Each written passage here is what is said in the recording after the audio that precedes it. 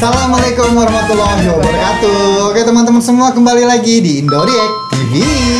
Masih bersama saya Abang Anton dan Kak Devi yang cantik cerita. Oke.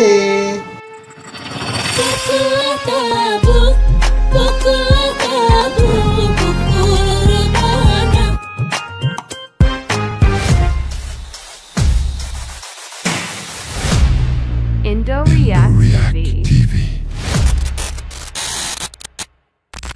Nah, hari ini kita melanjutkan untuk merefresh hati dan pikiran kita lagi ya. Kita lihat lagi ceramah-ceramah Ustadz Azhar Idrus lagi nih. Karena cuacanya juga sedang hujan, dingin. Ya kita biar itu lagi, biar sejuk lagi gitu, maksudnya ditambah sejuk sama dengar Ustadz gitu. ya. Kan sejuk dingin loh. Iya. Ada beberapa video dari Ustadz Azhar Idrus. Seperti biasa, ini adalah pertanyaan-pertanyaan, soalan dari netizen yang random, yang aneh, yang jarang kita dengar ya, jarang kita tahu jawabannya. Nah, mungkin ada dari beberapa video ini yang ada di kepala kalian, yang ingin kalian tanyakan tapi belum ada jawabannya. Nah, ini dia. Kita lihat ya guys ya. Jadi yang pertama kita lihat, ini ada tajuknya tentang pernikahan ini ya. Kawin disebabkan sihir. Nah, kita kemarin kan pernah lihat karena Apa? ini apa, sepatu. Oh. Ya kan, karena sihir dia kawin sama istri mudanya kan ya. Ya. Tapi memang banyak lah yang kayak gini. Itu. Ya, banyak yang di pelet gitu. Kalau di sini bahasanya pelet ya guys ya. Tapi kok bisa mempan ya? Ya kan ada yang sakti banget gitu. Terus yang dia kena, ya gitulah, kena ke dalam sukmanya itu biasanya. Sukmanya tuh diikat biasanya seperti itu. Katanya ya. Yuk kita lihat aja yuk. Indoriek. Seorang itu kawin kerana disihir perempuan. Apa kawin hingga ada anak meninggal dunia? Apakah Allah meredai perkawinan itu? Dan macam mana pula suami di sisi Allah? Bentar guys, ulang guys. Aku nggak kedengaran apa. Kok ada anaknya juga? Iya. Seorang itu kawin kerana disihir perempuan. Apa kawin hingga ada anak meninggal dunia? Apakah Allah meredai perkawinan itu? Dan macam mana pula suami di sisi Allah? Takkan dia terkena sihir? Minta penjelasan. Dia tak tahu perempuan tu, dia disihir hingga hilang ingatan, berkahwin. Nah, jadi jika tidak diketahui oleh pihak yang melangsungkan perkahwinan, tidak diberitahu, perempuan tu dia tahu. Nah, maka tidak ada masalah. Wali semua tidak bersalah. Juru nikah tu imam, jabat agama, faham lagi? Tidak ada report apa-apa dan sebagainya, sah perkahwinan. Cuma perbuatan menyihir je lah. Itu dosa besar. Ya, perbuatannya dosa berarti. besar. Sihir juga. Yang nanggung yang Dia orang tak boleh, kita sudah lah. Kan ramai lagi orang lelaki. Rupa ni nak orang lelaki, tak boleh pergi sihir. Faham lagi? Nah, lelaki ramai ni kan. Tok Bila, Tok Sia tu. Nah, ambil tu dulu. Ni semayang nak tinggal. Soalan seterusnya. habis itu aja. Ya nggak boleh Ya emang tetap gak boleh. perbuatannya, cuman yang mengawinnya, saksinya atau segala macam gitu nggak masalah, nggak tahu kan tuh. Oke, kita lanjut lagi guys. Ini masih tentang suami istri lagi ya. Hukumnya istri tak tegur suaminya berminggu-minggu. Nah, tapi kamu nggak pernah ya. Enggak lah, kayaknya kamu yang tahan lama diem gitu. Tapi kalau aku diem juga nggak sampai berminggu-minggu, paling berapa hari lah. Kan? Ngaku sendiri guys. Iya, kalau istriku kayak gitu, kayaknya ini tentang masalah ini aja deh. Masalah apa, ketegasan seorang suaminya itu. Masa istrinya sampai nggak negor berminggu-minggu, nggak Ada, itu namanya istri yang wataknya keras. keras. Kalau aku jadi suaminya udah diceraiin tuh. Padahal dia bercermin sama diri sendiri gitu. Oke guys, kita lihat guys. Apakah hukum seorang isteri yang tidak tegur suaminya berminggu-minggu? Berat nadang ni. Apa benda minggu nak tegur laki? Ya, berminggu-minggu. Tak boleh. Laki kita kan, laki ni, suami ni sakit hati tak kalau bini tak tegur kita? Ya sakit hati Sakit lah. hati, maka menyakitkan hati suami, berdosa. Dosa. Dan suami menyakitkan hati isteri, Ya. dosa ke tak? Dosa juga. Nah, Tak boleh Ya. menyakitkan hati orang ni, tak boleh. jangan sebaliknya doang. Nak nikah Dosa sangat, apa tu tak kamu mau tegur. berarti. Macam lembu dengan kambing. Tapi dia tahan banget sampai berminggu-minggu ya. Iya, ada kan istri yang Berarti suaminya kurang tegas. Bukan kurang tegas, wataknya tuh susah. Iya kan kurang tegas. Kalau suaminya yang tegas, tinggal dikasih itu aja. Nggak mempan. Talak aja, talak udah. Iya, kalau suaminya dia cinta banget sama istrinya, kayak mana? Iya, ya makanya aku bilang kurang tegas itu. Ya bukan kurang tegas kalau kayak gitu mah. Dan isteri kita ni buat kerah. Isteri kita tak pula dia bukan pemimpin. Kita Ya, bukan pemimpin. pemimpin. Kita Kan kena lebih pada dia. Nah, iya. Bukan lebih kerah, lebih bijak dari dia. Kalau dia kita diam dah. Itu tanda kita bijak. Sebab apa? Sebab kalau kita lawan, banyak rasa dia. Iya. Sebab lopang kan kalau kita lawan, menang dia. Pasal lawan apa? Lawan mulut. Cerang pun nombor. Oh, menang kita. Lawan sepak, menang lagi. Lawan jam, menang lagi. Betul tak? Lomba lagi, menang lagi. Badi lopak, menang lagi. Lomba belebek, menang bini. Pasal Allah beri kekuatan perempuan, lidah dia. Lidah. Nampak? Mulut dia bisa. Mulutnya Kalau kita berbisa. nasihat sekali dua saja. Tak jadi bergerak, tak suruh nasihat. Apa? Pasal dia tengah masuk setan. Orang tengah masuk setan, mungkin nasihat kau bodoh. Nak, dia lawan cacang malam lihat dia. Awak ni tak baik kata gitu. Saya jadi sakit hati tak baik. Ya. Jangan awak perangai tak boleh gitu. Dia kata, Bahaya betul memang mulut itu, lidah itu tak bertulang gitu. Kalau menyakitkan hati suami dengan kata-kata itu, wah dosa banget itu. Ya, tempat suami harus diam. Harus Itu minta maaf. bijak. Iya, tapi harus minta maaf juga sama suami. Ya iya, nggak usah. Jangan. Iya, bukan kayak gitu. Itu dengerin dulu tadi.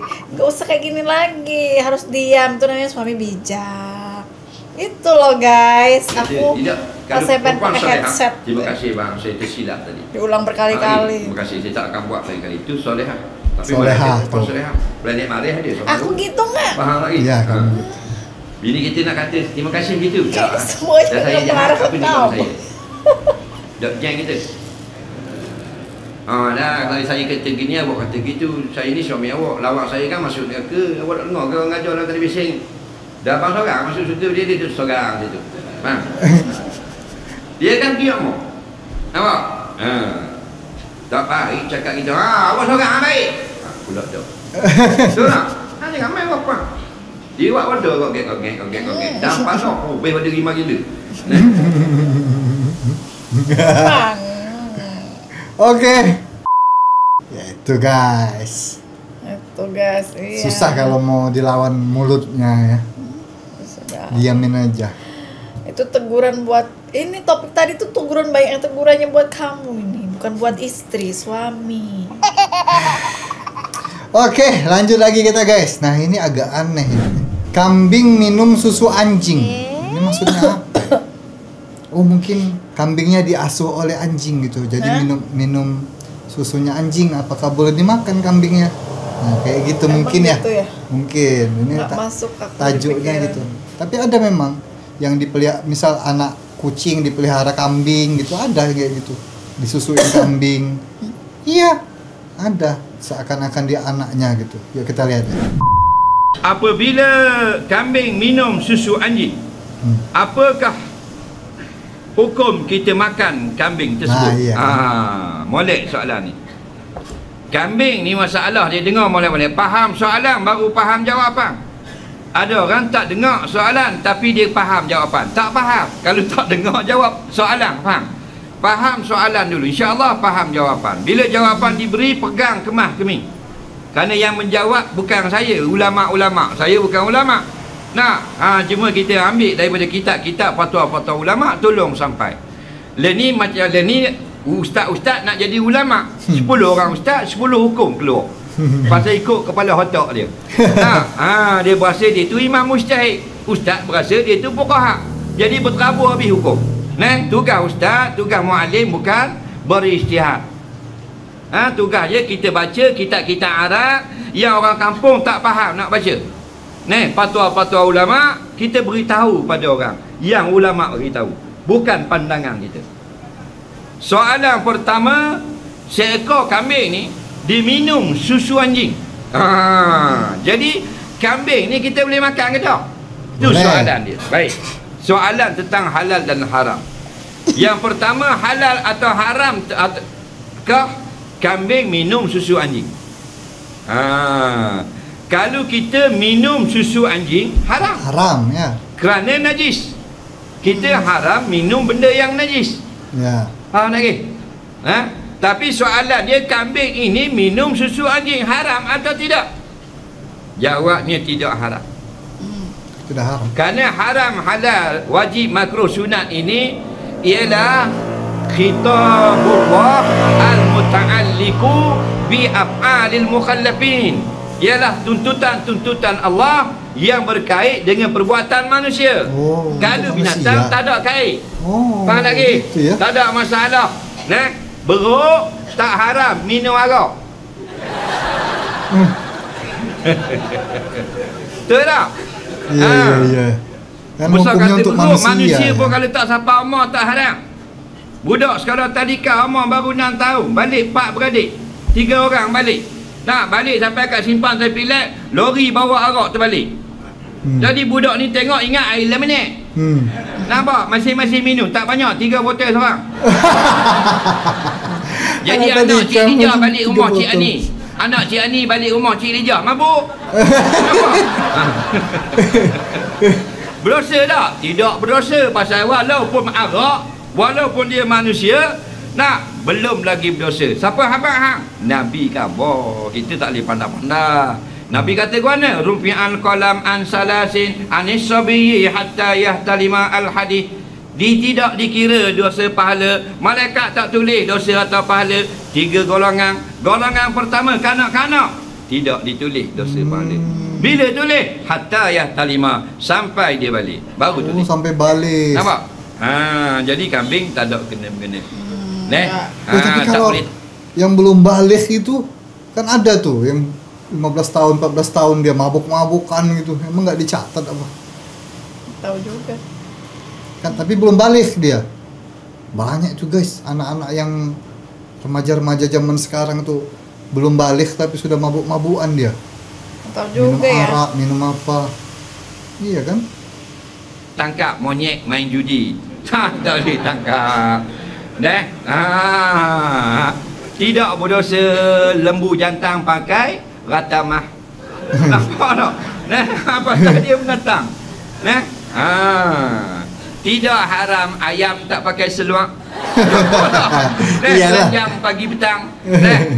Pasal apa? Wajib, haram, makruh, sunat harus bergantung dengan perbuatan manusia, orang yang sudah akil balik. Baik, selesai masalah kambing minum susu anjing. Tak kira kambing tu minum daripada kopek anjing ataupun memang dia tolong dia perah kopek anjing di dalam gelas baru kambing minum. Dah. Kau pandai lah. Yang kedua pula, kambing yang minum susu anjing itu kita makan. Kita sembelih lah maknanya. Kita makan pula. Halal atau haram? Hukumnya kena tengok dulu. Ulama jawab, jika dagingnya berubah, maka 2 pendapat. Pendapat yang pertama makruh, pendapat kedua tak boleh makan. Daging yang berubah. Bila berubah, kerana memang dia makan najis semua, hari-hari makan najis, sampai jadi busuk dah daging dia. Tubuh dia jadi busuk dah. 2 pendapat ulama. Satu kata makruh, pendapat kedua kata haram. Kita nak keluar pada khilaf, jangan makan. Tidak berubah baunya, harus makan. Seperti kambing yang dalam gambar orang duk viral tu. Bukan hari-hari dia minum susu anjing tu. Hari tu dia mabuk pergi kuda. Dia pergi isap kopek anjing tu. Jadi tak berubah dagingnya, harus kita makan. Dah tak ke susu tu dah jadi mughalladh, jadi najis mughallazah dagingnya? Tidak. Faham tak? Dia tidak jadi mughallazah, melainkan dia kahwin dengan mughallazah. Ini ketetapan ulama fiqh. Kita tak pandai. Ulama fiqh kata binatang mughallazah ada 3 jenis. Yang pertama anjing, yang kedua babi, yang ketiga orang sini jawab. Jawab. Apa satunya? Orang mana? Duduk mana? Sungai Petani? Jauh kan? Ambil bering ke apa ni? Jawab. Yang ketiga. Pertama anjing, mughallazah. Yang kedua babi. Yang ketiga, 3 jenis ni mughallazah. Baju merah. Apa? Curi. Haiwan curi. Jadi mughallazah, haram dah. Nampak tak? Macam lembu curi, lembu kondo. Nak? Tapi tak jadi mughallazah. Cepat. Nggak ada yang bisa jawab. Tak? Baju biru. Tak apa, tak tahu. Jawab, tak boleh. Belakang baju merah. Tak tahu. Belakang. Jawab Pak Ustaznya itu. Yang ketiga. Tak ada yang tahu itu. Haiwan 2 alam. Bukan, salah. Siapa tahu, angkat tangan. Apa dia?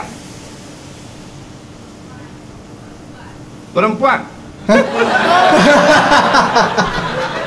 Apa perempuan bukan hewan ni? Tak apalah, dia mencuba. Tak.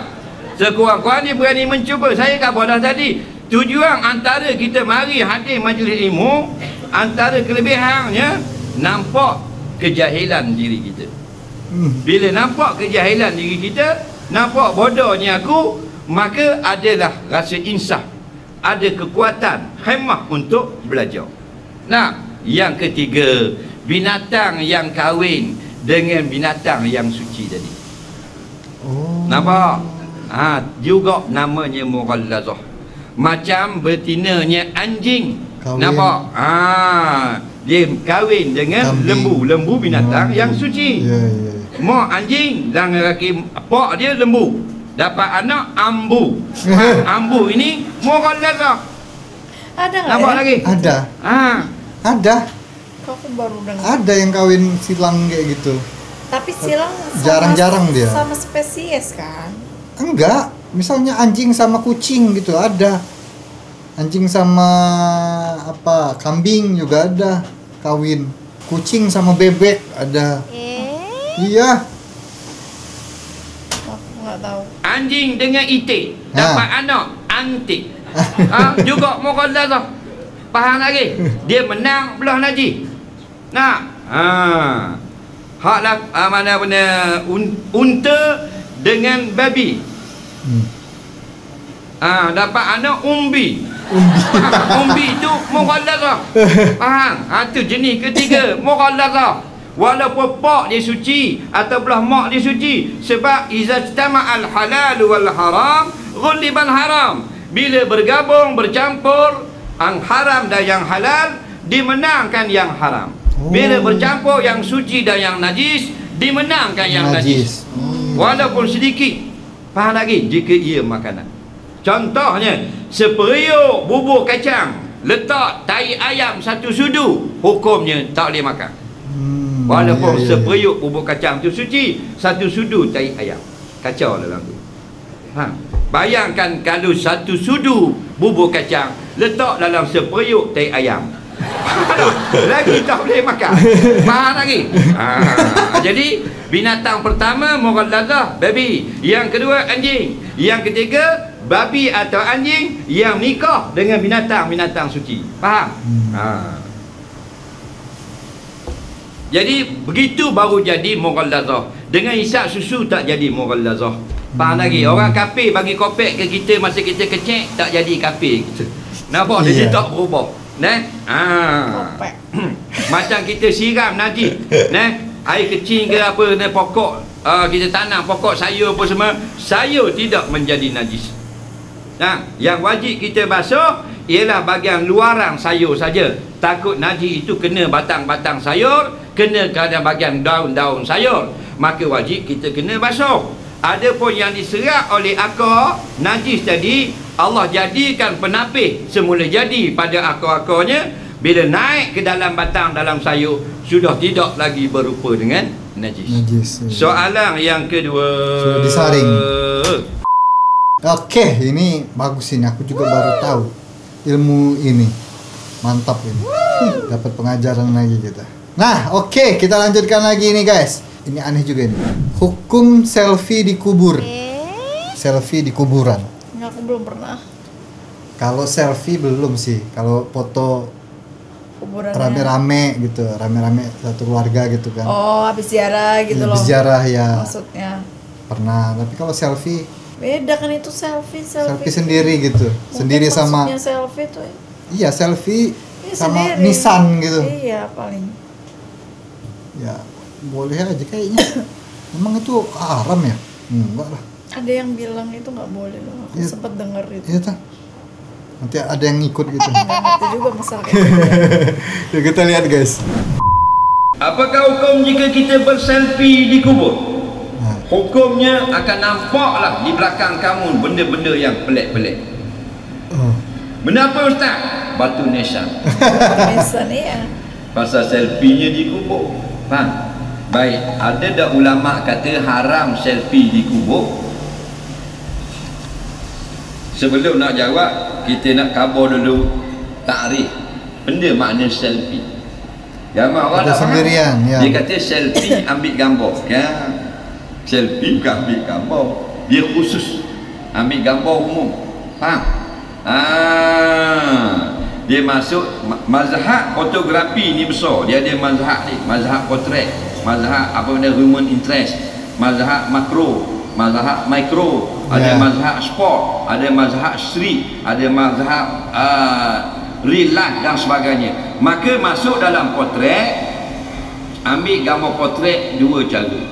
Yang pertama orang tolong ambil, yang kita tolong ambil. Selfie ni kita yang ambil kita sendiri. Faham tak ke? Ya. Kalau kita duduk diri gini, orang lain pukul gambar kita, tu bukan selfie. Ya. Faham tak ke? Selfie ni kita yang ambil sendiri. Daripada kataan SELF. Self. Selfie, self, I. Aku ambil aku. Faham tak ke? Aku ambil aku. Kalau mu ambil aku, bukan selfie tu. Faham tak? Tu walenggek nama. Selfie aku ambil aku, self aku Yeah. aku macam tu kita kan rumah. Cucu tu ambil dah tuk pegang dia ni. Tu apa ni selfie baik. Soalan dia hukum selfie di kubur. Tak ada ulama kata haram. Dan yang ulama larang syaddu zarah. Bukan haram bila kita pukul gambar di kubur jadi haram. Syaddu zarah ni apa? Nak jaga kita takut bahan darah. Bila kita duduk galik sangat duduk selfie, terpijak kubur. Tak jaga adab-adab di kubur. Tempat yang sepatutnya ingat kepada akhirat jadi galau. Faham lagi? Batu lah makrak selalu, bukan krak haram. Sebaiknya kalau kita nak selfie sedikit-sedikit, berpada-pada, jangan melampau. Tu yang terbaik. Deh. Oke. Enggak haram, tapi ulama menghalau supaya kita tidak berbuat yang aneh-aneh lah istilahnya di kubur. Takutnya kepijak kubur atau kepijak apa gitu kan. Aku dengarnya tuh istilahnya tuh pamali katanya. Pamali. Nggak boleh. Ya, bisa. Ya sama aja intinya itu. Oke, kita lanjutkan lagi yang terakhir ini ya. Cium mayat jangan bagi jatuh air mata. Pernah nggak kamu dengar? Jadi dia nyium mayat almarhum gitu, nggak boleh sambil nangis katanya. Nggak boleh kena air mata gitu. Kenapa? Nggak boleh, nanti katanya yang almarhumnya tuh nggak Nangis gitu, sedih gitu. Nggak tenang, lost nggak lost. perginya. Apa sih nggak lost tuh bahasanya ya? Lost itu nggak. Ya bener, nggak tenang. Nggak plong. Nggak lepas perginya, nggak. Iya itulah. Nggak tenang Nggak gitu ya. tenang intinya. Bukan nggak tenang, nggak terima bumi ya, nggak tenang jiwanya mungkin. Apa ya? Meninggalkan. Ya, jadi keluarganya. masih ada beban gitu ya. Iya. Oh gitu. Aku dengarnya sih itu. Tapi nggak tahu ya, kita lihat aja. Betul nggak itu? Ginawa orang mati, dengar ahli keluarga si mati, khabar ahli keluarga nak cium, jangan titik air mata. Bapa pula jadi benda kalau begitu. Ada keluarga si mati nak cium mayat. Contohnya isteri si mati nak cium mayat suami. Nah, lepas pada kapang nak tanang ni, nak semayang, ada pula orang kata cium molek, jangan jatuh air mata, kena di mayat. Apakah sebab tak boleh kena? Jawabnya mu tanya tukang kata. Aku pun tak tahu. Kau nak jawab kau ni, tanya dia. Ni mau dengar dia black-black, aku tukang kena jawab. Tak tahu apa aku. Faham? Tanya dia selalu masa tu. Apa tak boleh Mak Long Mak Long jawab tak boleh kalau kena air mata hidup semula. Ya benar lah. Enggak, maksudnya bukan hidup semula enggak. Ya kan berkaitan sama kucing hitam jangan biar dia tahu. Kucing tu kucing hitam, kalau dilangkahin kucing hitam hidup lagi. Kan ada kan? Aku enggak dengar kan. Aku dengar banyak itu, kalau di sana nggak boleh ada kucing hitam. Kalau kucing hitam ada yang meninggal itu diusir kucingnya. Nanti dilangkahin kucing dia hidup lagi. Iya. Enggak, aku nggak dengar kalau kayak gitu. Tengok bukan nak lakar mayat, nak pergi dapur. Tengok orang kan? Nak, yang terajam lambung. Apa lagi nyanyi ke kucing? Kucing hantar kita lalu je. Sepak. Faham? Kalau lakar mak kita bangun semula, biarnya lakar je lah. Jadi hidup semula. Biar hidup lagi. 10 tahun ni mati pula. Wih, lakar pula. Tapi dah bodoh. Bini pun satu hal masih hidup tak tiung. Sudah mati dia cium. Kenapa? Bah tanah sibuk nak tiung. Bah lagi. Tahu tak? Kena dia Mak. Kurang dah ni tau. Kena tiung lagi. Dah. Tiung lagi. Dah baiklah surah ni.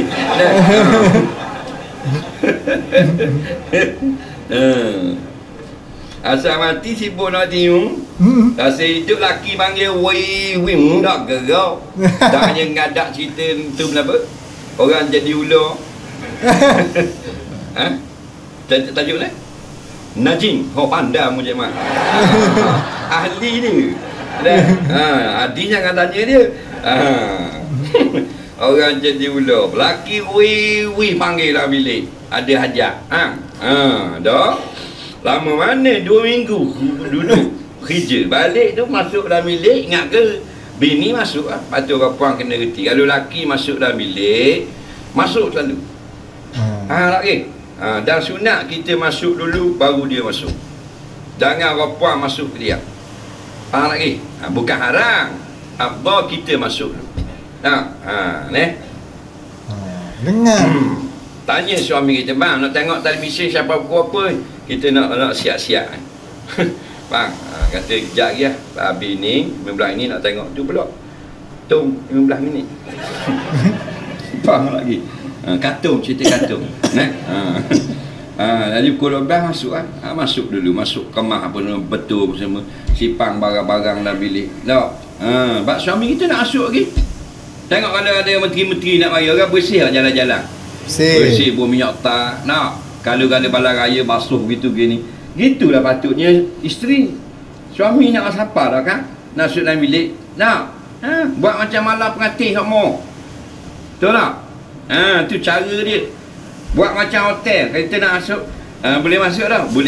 Boleh masuk dah cik. Tapi boleh 10 minit orang tengah siap. Ada? Orang tengah bersih bilik. Betul tak? Dak lak lagi cermin, bilik air dak lak lagi. Tak. Tak tukar belaka dah. Batak baru belaka dah. Hotel kan? Gitulah bini kita kena buat macam hotel mu. Macam malam pengantin. Nak. Ni laki masuk dalam bilik dia dah masuk lagi. Laki letak belakang demar kita nambung laki. Pedang belakang. Pelayar tuan ni orang mari. Pelayar atas katil. La ilaha illallah. Betul tak? Nyanyi ketuk lelaki. Dah lah pasif noh. Nampak tak mata. Rohok sungguh lah. Masuk dulu. Jangan lelaki panggil kita. Ni lelaki panggil kita. Lelaki masuk dulu. Dia buat benda dah masuk binatang buruk ni. Bunyi kokek dapur ni. Kalau 5 minit dia tahan kira setengah jam. Tak masuk lelaki. Betul tak? Kadang-kadang lelaki tu ada hajat. Kalau kita masuk laki tu tak ada ajak dia ada ajak dah bang. Ada. Duduk. Kita tubik mula. Faham? Masuk dulu biar betul keadaan. Ni tok laki apa slow lah bilik. Faham lagi. Dia tahu Kak Ali makan ke supik-supik. Faham? Dia supik-supik kodok. Dolok dengan kayu. Faham? Panggil dah masuk sekarang. Nah, panjang lagi cerita. Ular nak kena katok perut ni. Nampak tak? Tidur tu lelaki mata tak tutup. Nampak tak? Mata tak tutup. Neleh tak kat Ali kot pigang. Tongkat Ali. Indo